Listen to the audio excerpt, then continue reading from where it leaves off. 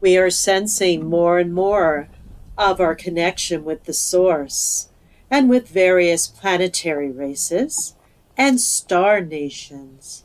Some of us are also remembering our role that we had in the Earth's ancient times, and also the tribes we were involved in.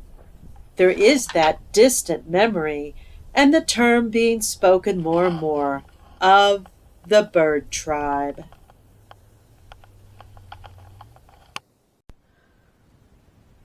Greetings. I am Diana or Lighthawk. I too feel a special connection with the bird people and also other winged beings such as the angelic beings, the earth angels, and the like.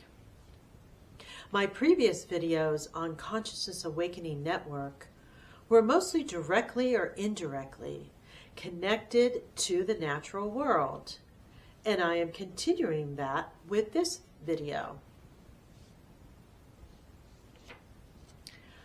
Quite a bit of mysticism and mythology centers around birds.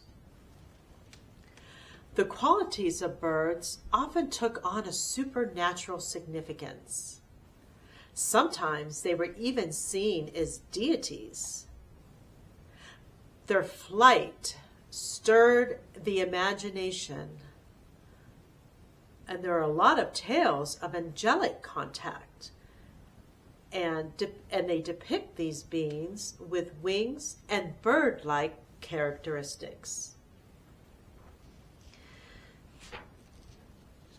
There are several circulating legends, folklore stories, and even research into, quote, the bird people.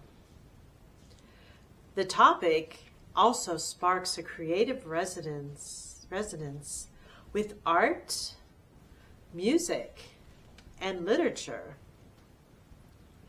The most primordial sensing also comes to mind when thinking of the bird people or bird figures.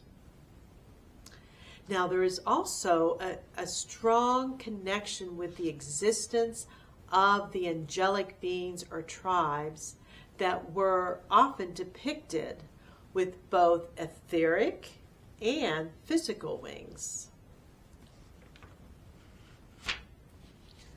According to ancient texts, the angelic realm can represent not only different aspects of the divine, but also unity consciousness and enlightenment.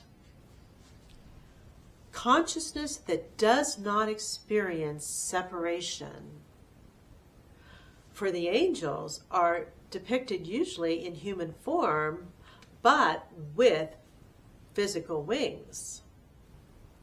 They have come to people throughout the ages, whether face to face, in visions, or in dreams.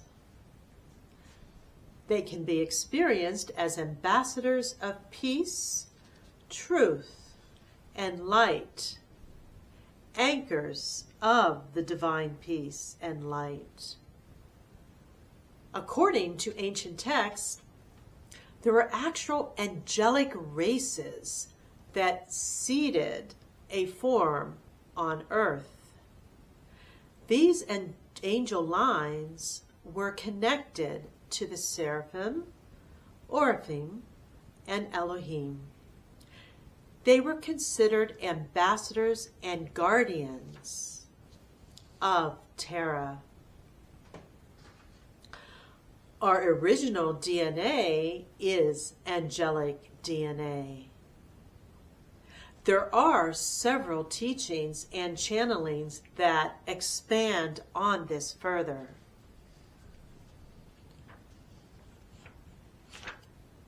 Then they also worked in realms of the solar rishis. So there's quite a few of angelic, solar angelics too, besides on Earth. Now they were also sacred serpent dragon lines that were connected to the seraphim. There is ancient knowledge, which is also becoming apparent in modern times, of dragons working with the seraphim and angel lines.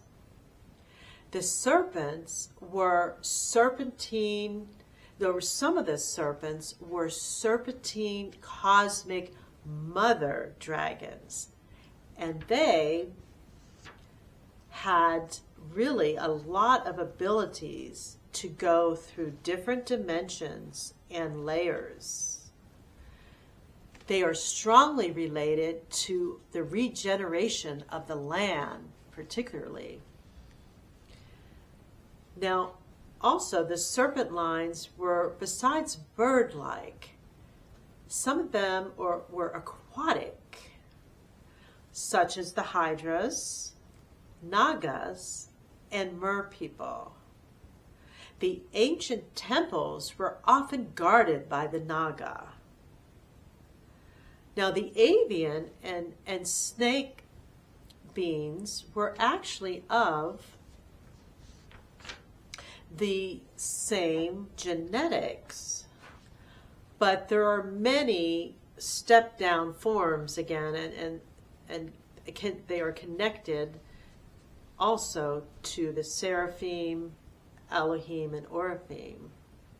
Now, eventually, with the wars, catastrophes, some of the dragons retreated underground along with some of the ancient civilizations and people and tribes. And also some dragons ended up in lakes, and some even off planet. There were also galactic avian races and race lines connected at the beginning to the Lyra system, for one example, and also the constellation of Cygnus. Now, there's many caves throughout the world that show the constellation of Cygnus. There are actual star nations that have more definite bird-like physical features, and even some have physical wings. Now, quite a few of these races were seen and experienced by the ancient civilizations and tribes. In ancient Egypt, there were several gods and goddesses that were either depicted with wings or bird-like heads. Also, there are various depictions of the soul, which was symbolized in a bird figure such as Ba. Now, Ba represents soul or mobile spirit. It has, the body of a bird with a human head. The personality and character is still maintained with it as it travels through the underworld and then back again to the tomb to reunite with the body and then hopefully merge with Ka, or spirit self, to go onward. Now, Isis had a human face, but also a human face and body, but she also had wings, or she was represented with rings. And she symbolized rebirth, motherhood, and fertility, at least. Now, her son Horus was represented with a falcon head, but human body. He was portrayed and seen with really incredible eyesight and having great vision, like a bird. His right eye was of the morning sun, and his left of the moon, both with much divine power. And also, power and abilities of healing. Now, he was exemplified as the Lord of the sky. And a warrior part of him was able to defeat the evil set. He was so powerful and liked that he was able to unite Lower and Upper Egypt. The Egyptian hieroglyphs were also known as, quote, bird language.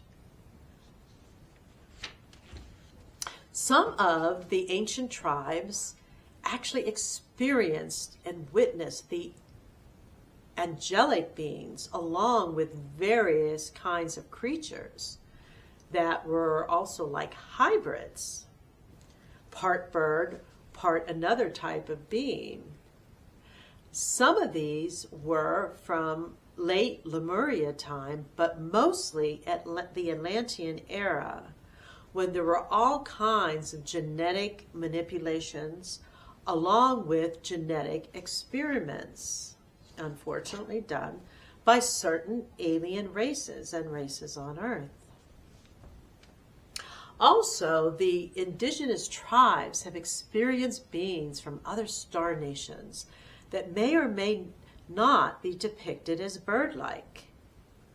With the Hopi star nation, Kachinas some of them look like star beings, but also bird-like.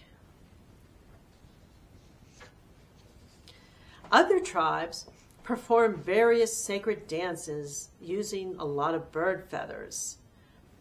And they all have different meanings for these sacred dances. The thunderbird is also prevalent in the Northwest tribes. Now, the thunderbird lived in the clouds above the highest mountain, and it symbolized the upper world. Eagles were symbolized as messengers of the sun. There is even a bird tribe prophecy. Now, in certain civilizations, birds were used in not only prophecy, but divination. So birds are a bridge to new creativity and dimensions. Now, and working with bird medicine can result with lightness of spirit. Shamanically, all birds have power with them, and they are governed by instinct and reflex, which can relate to us believing in our gut instinct and getting things done, especially at certain times. Now, the hawk represents focused light precision, which is greatly linked to the ancestors. The dove represents beauty and peace and is connected with the angelic realm and the divine feminine. The raven relates to navigating higher dimensions, clear visions, and shape-shifting. The beautiful phoenix is represented as resurrecting, or symbolizes resurrecting and rising from the ashes, and it's also connected to the cosmic Christed energies. If you would like to delve into shamanic journeying more, you can contact me at lightdimensions@gmail.com. Now, several are saying that the bird code really came in on the line of 2017, the year of Phoenix rising. So it's coming in again. Now, this reminds us to allow transformation to take place. And in addition, previously trapped humans with their emotions and physical attachments are becoming more and more aware to take flight. So in the near future, many more will become clairvoyant and clairaudient, and will receive even more downloads. And some may even feel like they are developing etheric wings and are able to live the greatest aspect of themselves, living in the higher heart. And also remember that birds represent connection between heaven and earth and self-mastery. So the question is, how much do we develop ourselves and our soul? And how do we relate to Mother Earth while we are here?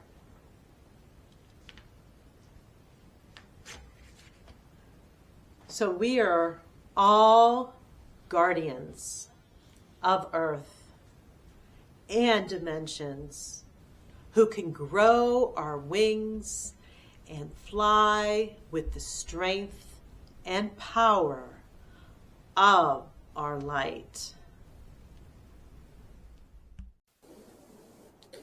We must all work together, have bravery and courage, relying on our empathic senses and trusting our intuition. For we are the ground crew who can actualize the divine template, restore the crystalline grids, and bring heaven to earth. For we have been here from the beginning of the dawn, in many civilizations, through various sagas, in many worlds, both seen and unseen, able to still gather the light with the power of the source within us, to peacefully glide through this world and then to soar to the great sun and beyond.